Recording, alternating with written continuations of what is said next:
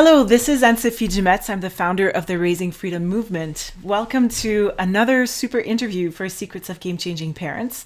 Today, I have invited Kris Ward to speak with us because Kris Ward really is a true game-changing parent, as I'd like to call, somebody who's really found a way to spark her own personal revolution and is really creating change in her world by being absolutely awesome at being herself and at the same time being an awesome mom. So Kris Ward is the founder of AbundantYogi.com, and she leads heart-centered entrepreneurs towards lucrative self-realization and deep self-care. She's a yoga teacher, dancer, choreographer by training, online entrepreneur, marketer, speaker, lifestyle design coach, and conscious evolutionary by way of making that trade more joyful, impactful, profitable, and a true expression of who she really is. And I could tell you so much more, but she's right here, so we're going to dive right in. Welcome, Kris. Thanks, Anne-Sophie. I appreciate it. Yeah, so Kris, I was really excited to speak to you and hear a little bit about, maybe you can, for people who haven't had the pleasure of knowing you yet, just tell us maybe the key highlights of what brought you to build the vision that you're building, like the key pieces in your life, and how maybe even if becoming a mom has fallen into that at all, if like what comes up for you as I share this question. Well, I sort of started on this path because I was a yoga teacher and I really, really loved my work. I was very, very passionate about personal development and yoga and the growth and transformation that happens on the mat and sort of spills over into people's lives as a result. But let's face it, teaching yoga in and of itself is not a very profitable career, not unless you get some amazing PR behind you and you're willing to travel all over the world and really build a personal brand for yourself. So for years, I kind of bumped my head up against the wall, getting really, really burnt out and literally physically ill because I had a hard time paying the bills and having the lifestyle that I really wanted. And it weighed on me and my ability to feel authentic teaching because I was so exhausted, and it was like I'm supposed to be this, example of someone who's really living their life on purpose and in passion and in a very heart-centered way. And yet when you come up against financial struggle, that changes everything. It can get under your skin in terms of your relationships and when you don't get enough time off, you're not tending to your own self-care. Mm-hmm. At one point, I even got to a point where I was kind of resentful of my students because they got to take advantage of all the self-care, and yet I couldn't because I wasn't in a place to really afford time off.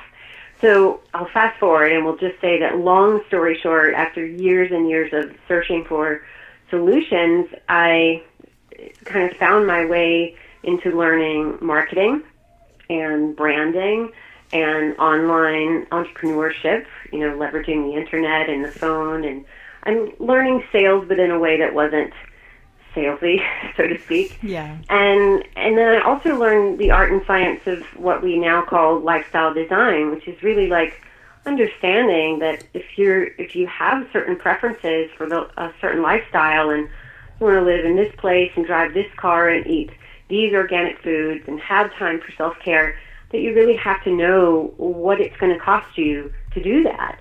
And you have to learn how to do more lucrative things, so you're essentially making more money per hour in order to not have to work so hard. So you put all that together and add to it the skill set of coaching, because I've always been so fascinated with the one-on-one transformation that happens when you really ask great questions and let people come to their own truth and clarity on their own, and you sort of hold them to the actions for them.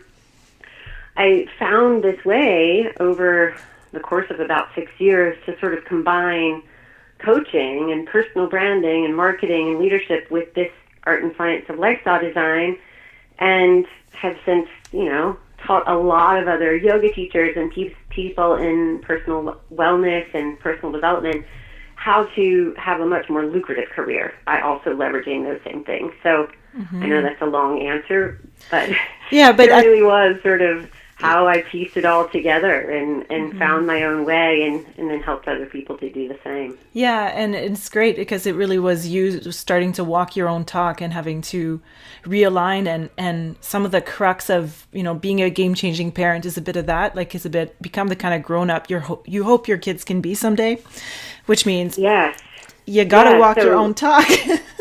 Yeah, so having a child, that was when I really had to lean on other coaches because I had this sort of freak out moment where I realized that I was so overly identified with my career and making an impact in the world using the skills and talents and, techniques that I had learned and honed and developed, that when I was sort of becoming just a mom for a little bit, it almost felt like a demotion, like my ego struggled with that. And so I had to find this balance of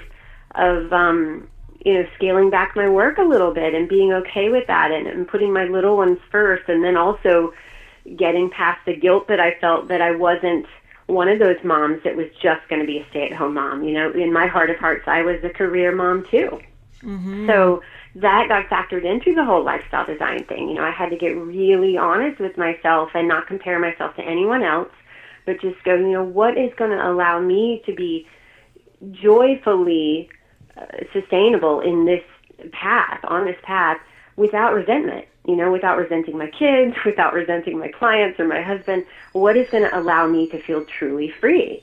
And then I had to do a completely different lifestyle design plan to then kind of launch the next phase of my business that gave me more freedom to be with my 3-year-old. And now I have another one on the way. So that will, allow me to have that as well. Yeah, and that really speaks to what you said about it's the art and the science of lifestyle design, because that some of the art comes in asking the right questions around, what is that freedom and that success that I want as the new person I'm becoming. And then the science being like reverse engineering that dream. That's right. Yeah. Yes. Right. So having the kids, becoming a mom shifted your way of creating freedom in a way in your life. And as, from what you said, and has it shifted the way that you deliver your work as well, or that you've shown up?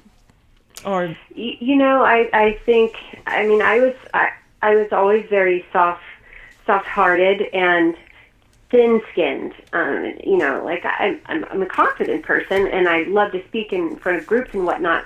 But I'm also an empath, and I'm very emotional, and I cry when I'm happy. I cry when I'm sad. I'm just very sensitive, and that has increased definitely. I'm much more tender with my clients now. I'm much more raw.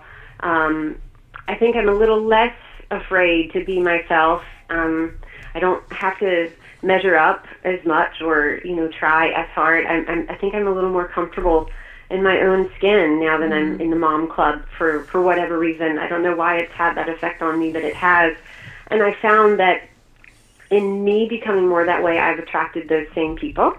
So the clients that I now attract, a lot of them are moms or soon-to-be moms, and they're very tender-hearted and very willing to be vulnerable. They have that undefended commitment to growth, and they're unabashedly unashamed of saying, I want to work these amount of hours and I want to have a nanny the rest of the time, and this is balance for me, and I know that allows me, to do this joyfully over the long haul. So I guess that's the biggest change that I've noticed. Mm-hmm. Well, yeah, and it's cool to hear that basically all these moms and you are just kind of stepping into that freedom of defining your life however it is that you want to define it, and not comparing, not complaining, but just working together as like, let's just do what we want, which is really, really valuable. I'm wondering, in the last 3 years with your little one, has there been times that your little one has really been a role model for you? Oh, that's a sweet question.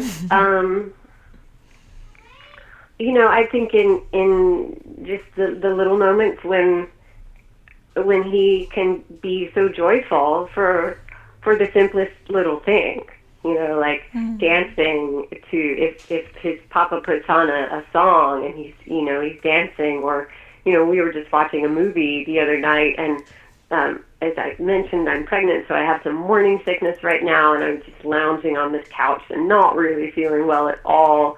And my husband and I were watching this movie, and a song came on. It was a children's movie, so it was kind of a musical. And with every song that came on, he just got up and danced. It was like there was no other thing for him to do but get up and dance because music was on. Come on, we're alive. It's time to be joyful.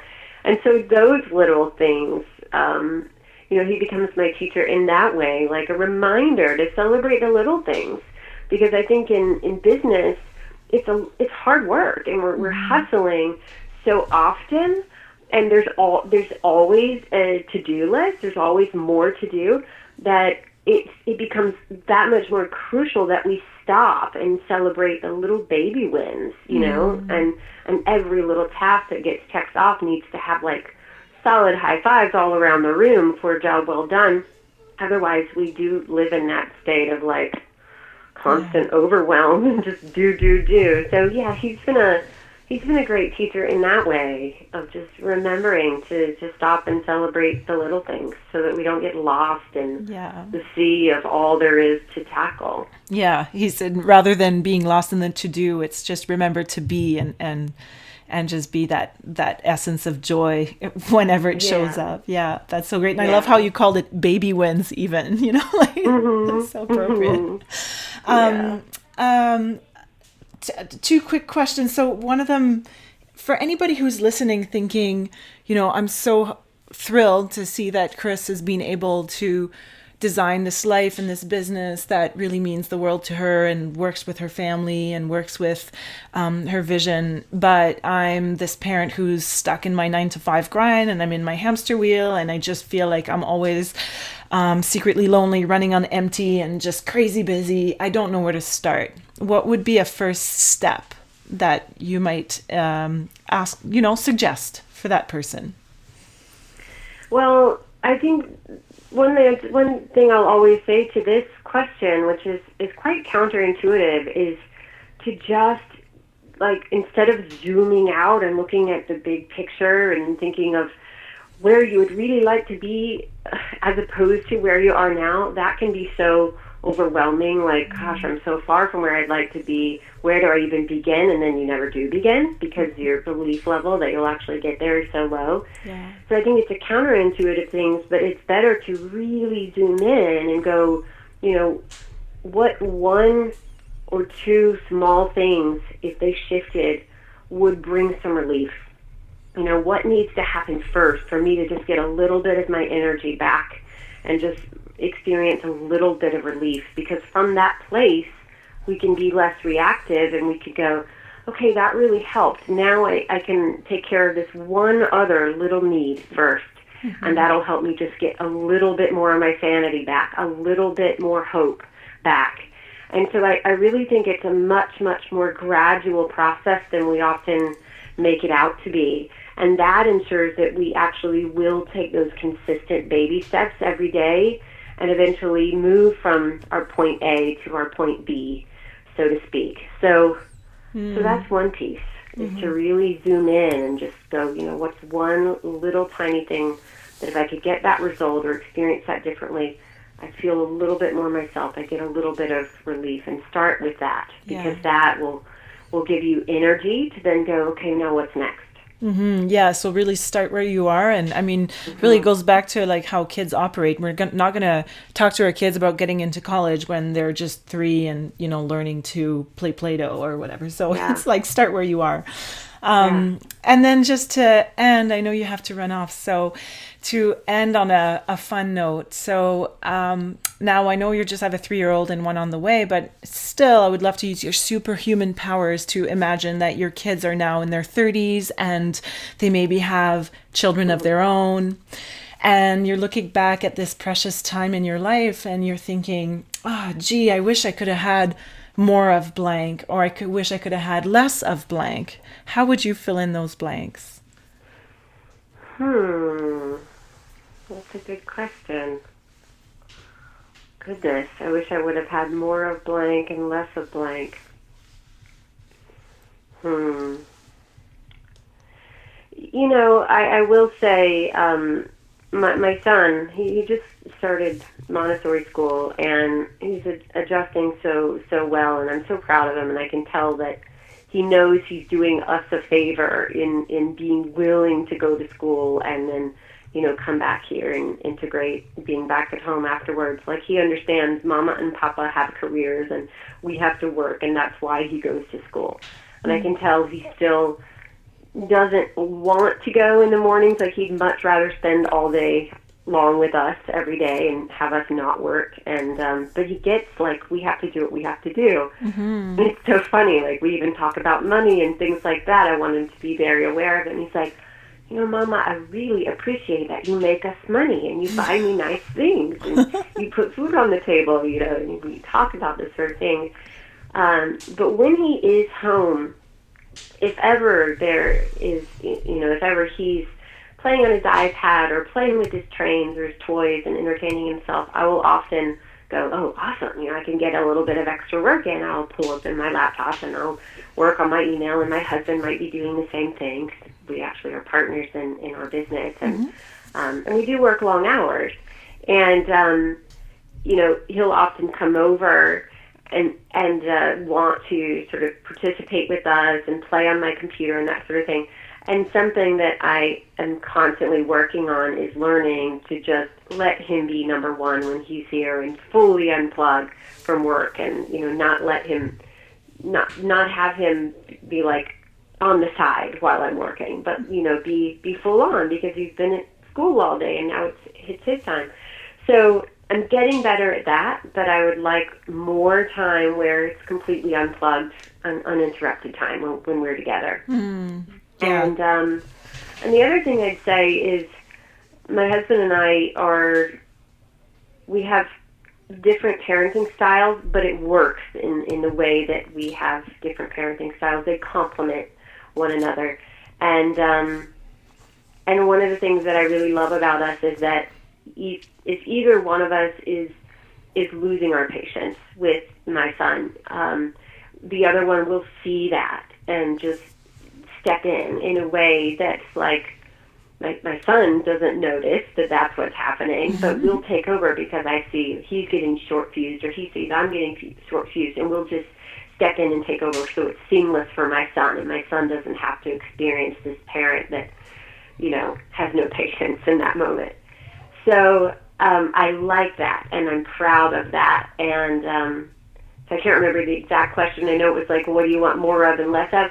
But I want more of that. I love that, and I'm proud of that. That he gets, very little drama. That he gets parents that are really on the same page and really on the same team, and really do put him first as best as they can. Yeah, those are two beautiful answers, because they really boil down to, being more present and more connected, and then also that supportive connectedness that you have within your relationship, your couple, then that really supports the three of you moving, through life in an elegant, loving way. Yes. Yeah. Well, thank you so much for those insights on, what it takes to be a mom who is also pursuing her passion and her dreams, and not just a mom. I mean, you're both doing it together, you and your husband, which is amazing. So, as I wrap up, was there any quick diamond insights or anything that popped up that you wanted to share? Well, I'll just say, for people that are really wanting to explore what this whole lifestyle design concept is about, where you really set yourself up in an optimal way to realistically be able to do what you want, with whom you want, when you want, most of the time, I have some tools on my website for anybody that subscribes to AbundantYogi.com. I have some tools on my website that we give away for free when they subscribe, and there's quite a bit of sort of beginning steps to learning what this is all about, and creating your own lifestyle design plan, and really keeping it zoomed in, sort of quote unquote point B focused, if you will. So if you'll find that helpful, then please, by all means, take advantage of that, because that's why it's there. It's on AbundantYogi.com. That's great. I was just going to mention that. And those are great tools. I have stepped through a bunch of them, and they're really valuable. So thank you so much for sharing that, Kris, and sharing your time with us today. My pleasure. And wish you the best with the rest of this pregnancy and the arrival of little sibling for Big Brother. Yeah. Well, thanks so much, Anne-Sophie. It was my pleasure, and enjoy the rest of your day. Thank you. And for everybody tuning in, thanks again for being with us. And this again was part of the Secrets of Game Changing Parents interview series as part of the Raising Freedom movement. And the rest of the interviews are available at secretsofgamechangingparents.com. Thanks, Kris, and have a great day, everyone. Bye. Bye.